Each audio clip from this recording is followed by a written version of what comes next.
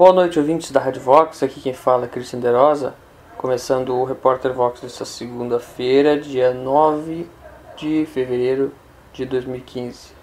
Hoje nós vamos continuar aqui falando sobre esse tema polêmico, né, que é os direitos humanos. Eu vou continuar dando uma comentada a respeito disso através do livro Contra o Cristianismo, a ONU e a União Europeia como Nova Ideologia, escrito por Eugênia Rossella e Lucetta Scarafia. Então, na verdade, esse livro é muito interessante porque ele é da Eclésia, lançado pela Eclésia recentemente. Esse livro é indispensável para a gente compreender qual é a ideologia que está por trás do globalismo ocidental, né, que é, no Brasil, a força emergente há muito tempo, né, já. Só que, quer dizer, claro, é uma força emergente há muito tempo, mas hoje, especialmente, quando o PT, né, a ala do Foro de São Paulo, está aí enfrentando uma certa crise, né, mas também não tão fraca assim, né, essa força do globalismo ocidental, que é quem sustenta o Foro de São Paulo, está, digamos, medindo forças, né, e se colocando como uma alternativa como a gente está vendo, como a gente vê, né, ao apoio que os conservadores cristãos deram ao Aécio Neves, por exemplo. E nisso a gente vê como esse pessoal, eles têm realmente uma possibilidade de tirar fora o PT, então a gente se alia a eles em parte. Então isso é importante a gente conhecer quem são eles, porque eles não são, né, como a gente já tem dito sempre, não são flor que se cheire. Então, eu separei algumas coisas aqui que eu já tinha comentado na semana passada, inclusive no Facebook, sobre a ideia dos direitos humanos, né? E no último programa eu mencionei o fato de que os direitos humanos, eles podem ser usados para defender a vida, por exemplo, contra o aborto, e para defender uma série de coisas importantes. Eles podem ser usados, mas o uso deles não pode ser confundido com a natureza deles. Não é porque a gente não quer demonizar os direitos humanos como um todo, já de cara, né, que a gente vai negar a verdade sobre a natureza dos direitos humanos. O que eles são hoje, o que é conhecido por direitos humanos hoje, como começou nesse livro Contra o Cristianismo. Eles falam, a Eugênia Rossella e a Scarafia, elas falam sobre a possibilidade, né, dos direitos humanos como uma matriz de uma nova religião laica, uma religião secular laica, como a gente sabe muito bem, né? A questão da ONU, a ONU tenta, através do seu poder político e econômico, né, tentar avançar por meio de uma espécie de poder espiritual também, por meio justamente dessa ideia de direitos humanos. Por quê? Porque os direitos humanos, eles vão acima das religiões. Muitas vezes alguns ativistas ou grupos, né, defendem os direitos humanos contra as religiões. Então isso é importantíssimo a gente ter em mente, que embora seja possível utilizar eles, a questão dos direitos humanos é uma questão complexa. Não dá para rechaçar em bloco e nem apoiar em bloco. Na verdade, o mais perigoso seria apoiar em bloco, né? Se você rechaçar em bloco, você não perde muita coisa, mas se você apoiar todos os direitos humanos de uma vez só, com certeza a coisa não é uma boa opção. O que se faz no direito e em muitos lugares é utilizar os direitos humanos para o contrário do que ele prega. E é o contrário mesmo, porque a gente não pode negar que em todo o mundo os direitos humanos são o que são. Eles são realmente uma alternativa baseada na ideia do direito positivo, quer dizer, que o direito que é como uma construção humana e não baseada no direito natural, que seria valores universais, né, vindos de Deus. Seria como o direito construído pelo homem, então ele pode ser mudado, pode ser reinterpretado. E essas duas diferenças são importantíssimas, essa diferença entre direito natural e positivo. Mas analisando, como eu falei no último programa, eu vou repetir só uma pequena parte aqui para a gente seguir a partir disso. A questão dos direitos humanos, os direitos humanos, eles se compõem de três matrizes, digamos assim, né, de consensos internacionais, consensos históricos, né, consensos humanos. O primeiro foi a Declaração dos Direitos do Homem dos Estados Unidos, que é o documento da independência dos Estados Unidos e a Constituição dos Estados Unidos. Então, essa é a primeira. E esse código, ele é um pouco, eu já não sei dizer se ele é mais direito natural do que positivo, mas ele é, eu não sou especialista em direito para falar essas coisas, né? Mas eu estou falando aqui pelo que o livro Contra o Cristianismo explica, que é essa diferença entre natural e positivo. E aí, a questão dos direitos do homem nos Estados Unidos, ela tem mais a ver com o direito natural, porque é uma coisa mais cristã, tem mais a ver com a Bíblia mesmo.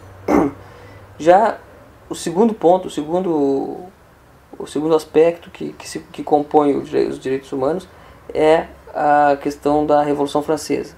Essa não, essa realmente ela teve o objetivo claro de criar valores, de recriar valores que não se baseassem na religião. Esse foi claramente o objetivo.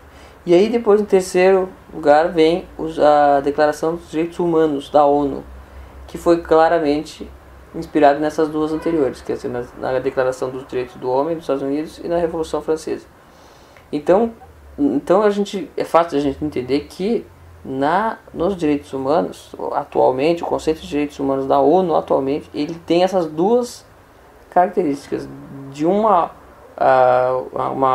cosmovisão de direito vinda do protestantismo norte-americano, que tem uma raiz no direito natural, e da raiz francesa, que tem uma característica clara de um laicismo mesmo, militante, né? E até uma religião laica. Na França isso é forte. Sabe que tem uma coisa contada aqui nesse livro, de que na França acontece já há muitos, desde 1700 e por desde o século XVIII, acontece batismos civis. Imaginem só, né? Se vocês pararem para pensar, o casamento, por exemplo, é um sacramento da igreja, mas também existe o casamento civil. Agora tem também o batismo civil. Quer dizer, agora, há bastante tempo na França, mas fazia tempo que não acontecia, parece, e agora aconteceu novamente. Então, parece que eles tentaram fazer isso em Barcelona, na Espanha, mas a prefeitura não quis se comprometer com questões polêmicas e não permitiu. Então, eles foram numa cidade da França onde permitia isso. E parece que na França é bem comum. Então, o que acontece é isso. Existe uma proposta de uma religião laica, uma religiosidade laica, um processo de secularização crescente, e isso a gente não vai ver retroceder. Porque imagine se agora a gente resolve dar um cavalo de pau e voltar atrás. Vamos fazer uma sociedade confessional, cristã, etc. É claro que o nível de burocracia, de burocratização e institucionalização para poder organizar uma coisa dessa em grande escala vai tornar qualquer proposta de religião, qualquer proposta política baseada na religião, em um secularismo. Vai transformar num secularismo. Porque o secularismo, se a gente parar para pensar, é nada mais, nada menos do que a burocratização da religião. Quando uma religião se burocratiza um pouco, porque ela tem que atender a muita gente, então ela se torna mais secular, um pouco mais secular. Agora, um processo de secularização assim leve, a gente não pode considerar como um mal em si também, né? Agora, o problema é quando a secularização cresce tanto e que ela tem pretensões de se tornar uma religião global, uma religião laica. Isso não vai acontecer porque vai ser sempre uma coisa artificial. Mas, enfim, pode, né, incomodar muito ainda. Mas a gente também a possibilidade de uma religiosidade laica já estava surgindo ali na época do positivismo, quando o Augusto Comte cria, né, uma religião civil, uma religião da humanidade. Então isso é muito importante porque essa possibilidade está sempre... Bom, a possibilidade da religião laica existe desde o pecado original, que é justamente, né, uma espécie de idolatria do homem. A religião laica sempre vai ser a idolatria do homem, nunca vai haver um Deus ou uma humanidade. Se ela for uma humanidade, se os direitos humanos, se o Deus for o bem comum, for a paz mundial, etc., que esse é o Deus da religião global, né? Esse Deus vai ser sempre a humanidade, né? Vai ser sempre uma expectativa de humanidade e que não tem fundamento em si mesmo. Então isso é muito importante, esse assunto, porque ele torna as coisas bem claras, né, em relação ao que está acontecendo. A gente vê, por exemplo, que os direitos, quando se criou a Declaração dos Direitos do Homem nos Estados Unidos, qual era a noção que se tinha de homem? Era a noção cristã. E já na Revolução Francesa, qual era a noção que se tinha de homem? Era a noção de cidadão, né? Aliás, os batismos civis é justamente isso, né? É a apresentação da criança, do bebê, à sociedade e a criação de um novo cidadão, né? É a declaração de um novo cidadão. E já os direitos do homem, qual é a noção que se tem de homem? Bom, se nos Estados Unidos a noção era a noção cristã, então significa que os direitos, a liberdade é a noção da liberdade cristã. Na Revolução Francesa, a liberdade já é no sentido político. E os direitos humanos da ONU, a noção de liberdade já está confusa, já é uma mescla dessas duas, que se torna, na verdade, a gente pode resumir a coisa dizendo que a liberdade se tornou libertinagem, né? Mas é que a verdade é que a liberdade se tornou o direito de satisfazer seus desejos, sejam eles quais forem.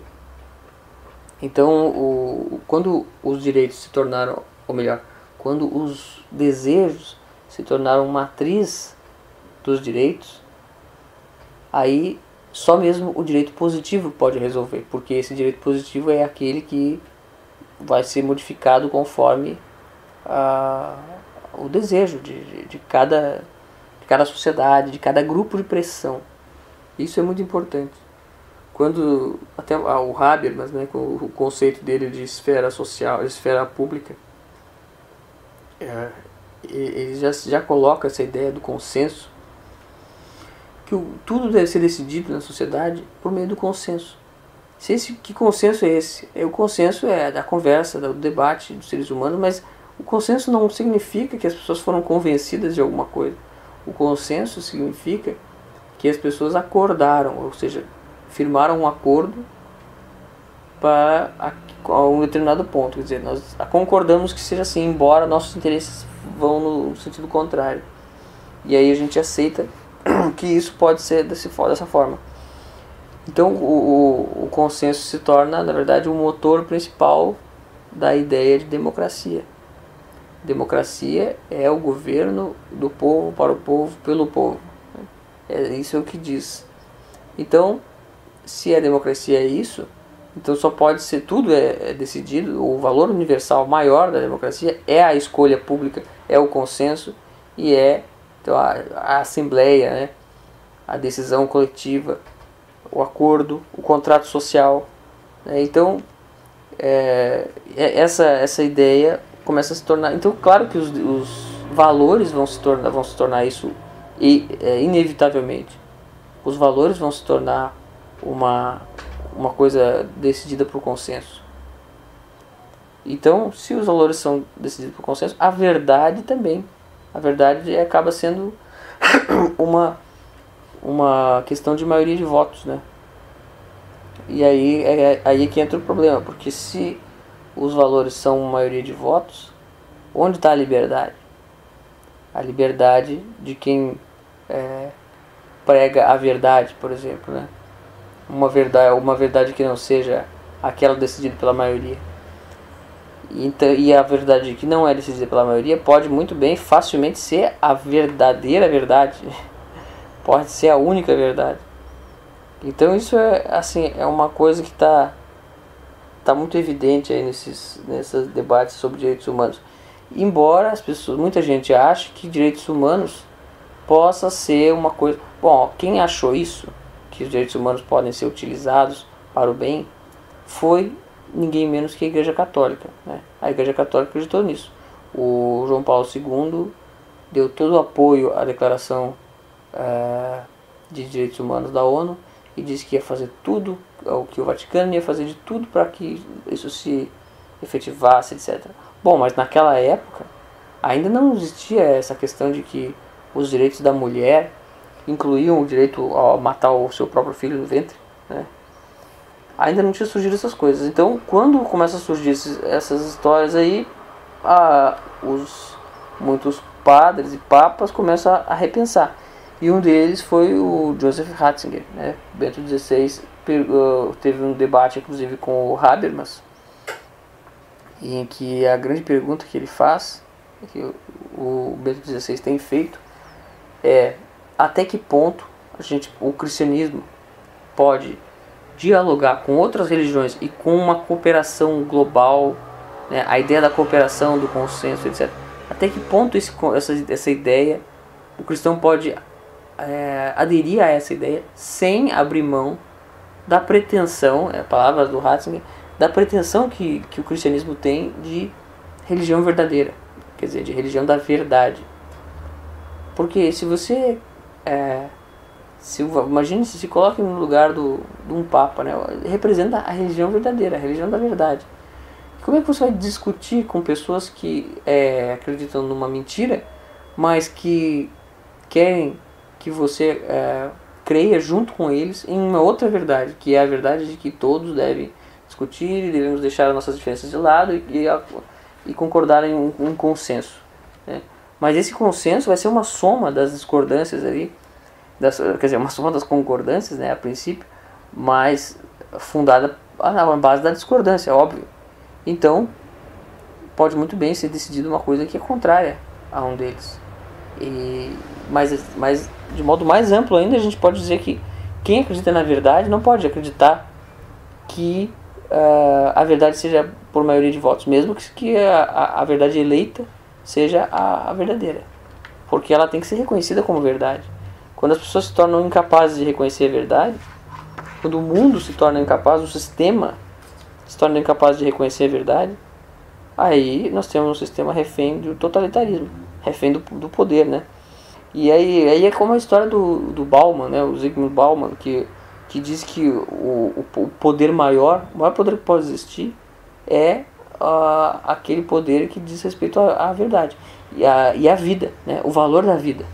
Quem diz o que é a vida, por exemplo, a questão do aborto, quem diz quanto vale e o que vale, quando e quando não vale a vida, é quem tem o poder supremo no mundo. Não existe poder maior que esse. E quando a ONU, quando essas assembleias internacionais debatem sobre a possibilidade, o direito ou não da mãe matar o seu próprio filho no ventre, o que eles estão fazendo é colocando a nossa liberdade, quer dizer, a nossa existência, na verdade, em debate. Imagina se nós vamos decidir aqui se você pode existir ou não. Em grande medida é isso aí. Eles estão tentando decidir, eles estão tentando debater, colocar em debate a nossa existência. Mas o que está já acordado e já concordado é que eles têm esse poder. Quer dizer, eles têm o poder de debater sobre a nossa vida, sobre a existência ou não da nossa vida. Então, um totalitarismo, pelo menos uma pretensão a um poder total já está bem claro, bem definido aí em toda essa questão. A ONU, ela começou já faz muito tempo, muitos anos que ela começou já a fazer aberturas, né, para pensamentos que são socialistas, né? Então vamos ver aqui um trecho desse livro da Rossella e da Scarafia, que é Contra o Cristianismo, a ONU e a União Europeia como nova ideologia, publicado pela Eclésia. Ele diz aqui que a ONU elas acolheram a tese já exposta pelos autores clássicos do pensamento socialista e depois retomada pelas teóricas do feminismo, de que a família representa a instituição por excelência em que se define pelo movimento feminista americano e europeu como lugar de reprodução e produção do trabalho feminino não assalariado, portanto, como lugar onde tem origem a opressão da mulher. Então, quer dizer, essa tese feminista, uma simples tese feminista, é hoje em dia a tese da ONU. É a tese que as Nações Unidas professam, que elas é a premissa, é o pressuposto delas. Ela não vai retroceder a essa premissa. E para retroceder a isso, é preciso que se force uma discussão, que se reforce uma necessidade de rediscutir isso aí e apresentar mais algum problema para eles resolverem. Agora, isso é muito difícil, por quê? Porque a ONU tem publicado, esse livro Contra o Cristianismo fala, já no início, fala disso, que a ONU tem publicado, as publicações científicas da ONU são em um número incalculável e impossível de acompanhar. São centenas e centenas de teses publicadas semanalmente. Não tem como alguém acompanhar todos e tentar refutar todos e questionar todos, não tem como. Então o que acontece? Eles acabam tendo uma base de dados impressionante e pesquisas acadêmicas, eles financiam pesquisas acadêmicas no mundo inteiro. Quer dizer, no mundo inteiro, em todo o meio acadêmico universitário do Brasil, da América Latina, dos Estados Unidos, da Europa, todos, os que não estão trabalhando para a ONU estão fazendo de tudo para conseguir essa boquinha, né? Para conseguir porque é muito bem visto, né? Alguém que produzir um trabalho que ajuda a ONU, mas a cosmovisão, esses pressupostos são todos lá, de qualquer forma. Então, o que a ONU fez foi gerar uma necessidade, foi gerar uma demanda imensa. Então, aliás, uma demanda não, desculpa, uma oferta, né? Através de uma demanda, ela gerou uma oferta gigantesca de trabalhos acadêmicos que produzem dados e informações para suas conclusões, já com as conclusões, as premissas todas devidamente instaladas já na cabeça dessas pessoas. Então, se a gente for ver, seria muito difícil agora, a essa altura, aceitar uma discussão de direitos humanos, porque a gente não sabe o que vai ser colocado em pauta. Tudo pode ser colocado em pauta, tudo cabe dentro desses direitos humanos atuais. Claro que, do ponto de vista jurídico, talvez seja possível, você, já que é uma coisa tão fácil, assim, tão maleável, né? É fácil você utilizar para uma coisa boa. Utilizar os direitos humanos contra o aborto, utilizar contra o casamento gay, contra a adoção de crianças por casais gays. Isso é importantíssimo, né? Quem conseguir fazer isso está de parabéns. Agora, por causa disso, defender os direitos humanos em bloco é uma loucura. Porque justamente pelo motivo que é possível utilizar eles, também é possível utilizar para o outro lado. Então, isso é uma coisa assim que eu acho que é auto-evidente, né? Agora, outra coisa que eu queria falar, bom, esse assunto eu até vou continuar aí nas próximas semanas, porque eu estou lendo esse livro e está muito interessante. Eu acho que é importante a gente conhecer um pouco mais sobre esse movimento globalista, que a gente acha que conhece, mas tem tanta coisa, né, importante aí, que pra gente ficar ligado, porque eles não são de confiança mesmo, não dá pra apoiar em algum aspecto ali, depois alguma coisa, em alguns aspectos políticos a gente tem que fazer, né, vai ter que apoiar e às vezes votar num candidato ligado a isso aí, mas a gente não pode esquecer que as premissas deles é que são o grande veneno.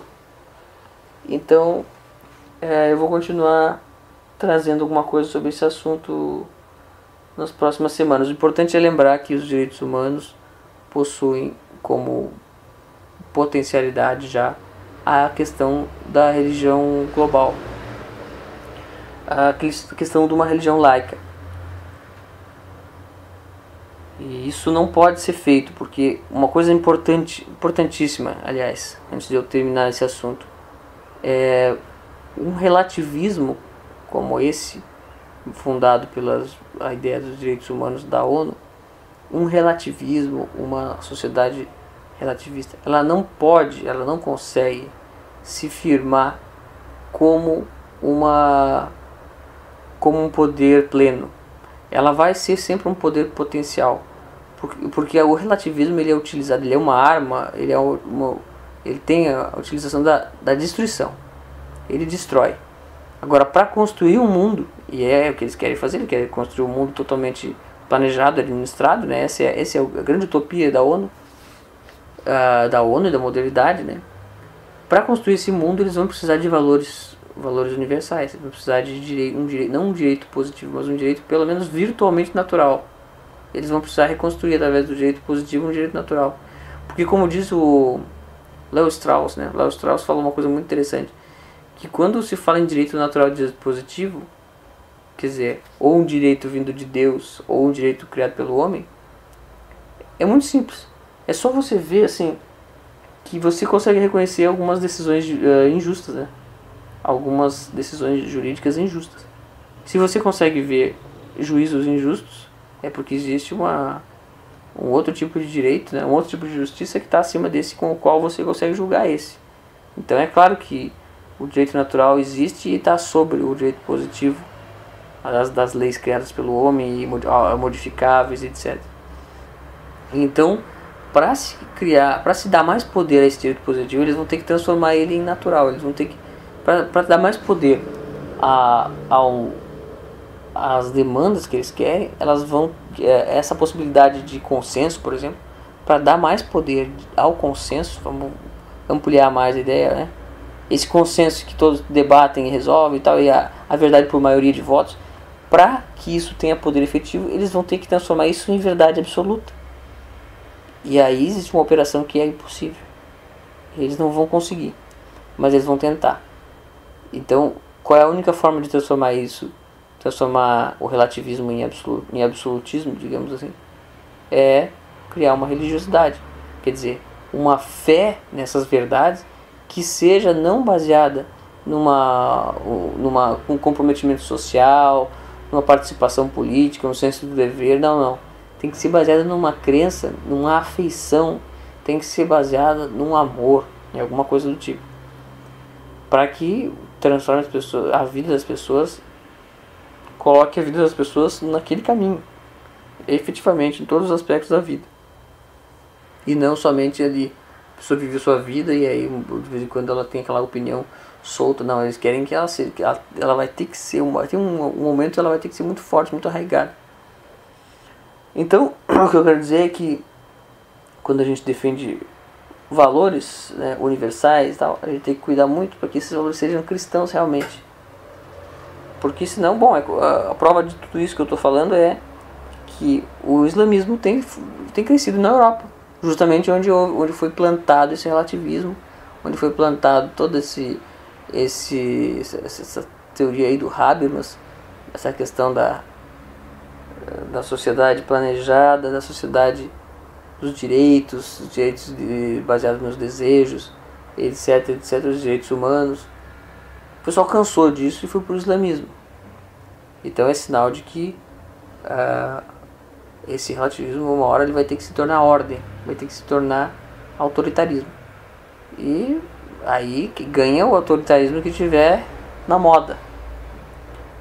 Então era isso. Bom, é isso que eu tinha para falar. Na verdade eu não tinha muito mais para trazer aqui, mas é interessante como a gente observando assim, um dos objetivos desse programa é falar sobre jornalismo e sobre comunicação, né? Então, recentemente eu estava observando que algumas discussões públicas, seja no Facebook, seja pessoalmente, enfim, elas têm uma falsa dualidade, uma falsa oposição. Ou pelo menos assim, a oposição entre uma discussão, muitas vezes, principalmente hoje em dia, quando as pessoas não retrocedem às suas premissas, ou pelo menos não fazem isso adequadamente, às vezes a oposição que existe é uma oposição de ponto de vista. Por exemplo, digamos que eu sou a favor, né, de essa questão dos direitos humanos. Eu sou a favor de utilizar os direitos humanos em algumas situações, tudo bem, mas isso não invalida o que são os direitos humanos. Então, pode haver uma oposição entre uma pessoa que está dizendo o que são os direitos humanos de fato e a outra que está dizendo como responder a ele, como utilizar ele, etc. A mesma coisa, recentemente eu vi uma discussão a respeito do problema do mal, né? O que é o mal. Enquanto que alguém tentava descrever o mal de forma objetiva, o outro tentava dar, mas o que fazer com isso, como dar uma resposta ao mal. Então isso produz divergências que parecem ser assim, de oposição, mas não são oposições. É por isso que eu fico indignado quando eu vejo alguém dizer assim, eu discordo de você. Aí a pessoa vai dizer por que ela discorda, e na verdade não tem nada de discordância ali. O que tem é que ela está vendo a coisa num outro ponto de vista que também é válido. Então, mas por que ele diz que discorda? Aí, aí pode ser vários motivos, né? Pode ser até um problema que uma pessoa tem com a outra, mas às vezes pode ser um jeito mesmo, uma mania que a pessoa tem de querer forçar um ponto de vista como único, como sendo o único ponto de vista possível. E isso é uma infantilidade assim, sem tamanho, porque a gente pode ver as coisas de infinitos pontos de vista e muitos deles podem ser verdadeiros. Tudo que a gente afirmar sobre uma coisa normalmente vai ser verdadeiro. Agora o que a gente negar, aí é que já é mais complicado, né? Mas quando a gente afirma uma coisa sobre qualquer fenômeno, em algum aspecto aquilo deve ser verdade. O problema é quando você diz que aquilo é a única verdade, a verdade total. Isso serve também para a leitura de alguma tese, alguma coisa de algum filósofo, né? Que a gente, eu discordo. Esse negócio do eu discordo, para começar, já é uma coisa que está ali, uma espécie de megalomania, né? A pessoa está se achando assim uma coisa muito importante, porque na verdade às vezes não tem discordância nenhuma, é só uma questão de mudança de foco. Você está vendo de um lado, quer dizer, está cada um de um lado vendo uma coisa, e um diz que a coisa é o que ele está vendo e o outro diz que a coisa é o que o outro está vendo. Cada um diz o que está vendo e fica nisso. E aí parece uma oposição assim mortal. As pessoas, por causa dessa oposição ou um debate desse tipo, mesmo um debate virtual, que eu quero dizer, não da internet, mas um debate assim que poderia acontecer, né? Que acontece na nossa cabeça. Muitas vezes a gente está pensando num problema e a gente confronta duas hipóteses e fica digladiando aquelas duas hipóteses ali. E na verdade elas não são opostas, elas estão juntas, né? Verdade, tanto é verdade de um lado quanto é verdade do outro. Qual é a verdadeira oposição aí? Bom, isso aí cabe a gente tentar encontrar, mas em cada caso é um caso. Mas eu digo isso porque, por exemplo, no jornalismo, como eu já falei outras vezes aqui nesse programa, acontece muito, é muito comum que os jornalistas escolham dois lados para mostrar em uma reportagem, né? Vamos ver os dois lados da questão. Bom, aí esses dois lados, na verdade, não são dois lados. Eles são dois lados do mesmo lado, digamos assim, né? E isso é facilmente perceptível, se faz muito isso até de propósito, né? Para fortalecer o lado que se quer fazer. Ou às vezes por burrice mesmo, por ignorância, por falta de observação. Falta de observação do fenômeno e do debate sobre o fenômeno, né? Então, isso é uma coisa muito complexa, porque às vezes as pessoas discutem, gastam energia inutilmente, achando que estão fazendo um debate, debatendo, discutindo ideias, quando na verdade elas estão só expressando a sua incompreensão do fenômeno. E gastar energia nessas coisas hoje em dia, uma época em que a gente precisa tanto estudar e compreender a realidade, é realmente um crime, um pecado perder tanto tempo nisso. Então, a melhor coisa que a gente tem a fazer muitas vezes é ler tudo a respeito de determinada coisa que a gente tenha interesse, porque mesmo naqueles livros, autores ou opiniões ou, enfim, opinadores que a gente mais odeia, que a gente acha que é o oposto, ali alguma verdade tem. Porque para dizer a maior mentira, a pessoa tem que ter alguma verdade junto, tem que estar ligada em alguma verdade. Então é isso. Bom, tá todo mundo esperando aí o impeachment da Dilma, né? A gente tá ansioso esperando que isso aconteça. Eu sinceramente não sei se isso vai acontecer, mas o que a gente tem que imaginar é que os desafios, acontecendo isso ou não, os desafios vão ser imensos, porque a gente não tem a menor ideia do que pode vir disso. A cena geopolítica e política regional aqui é extremamente complexa, quase qualquer coisa pode acontecer, e a gente tem um dever muito maior, que é justamente o de buscar a verdade. E buscar a verdade significa uma coisa pessoal. Só o indivíduo pode buscar a verdade. Então, lembremos que quando os judeus estavam esperando um Messias, né, eles estavam esperando um Messias político. E na verdade, um Messias que livrasse eles da opressão romana, né? E aí o que disse Jesus Cristo? Bom, ele disse que o inimigo dele é o diabo e não o Império Romano. E aí por isso eles se decepcionaram bastante, né? Então a gente tem que pensar realmente quem é o inimigo e não perder tempo com oposições que não são opostas. Então é isso que eu tinha para dizer. Queria agradecer a audiência de todos.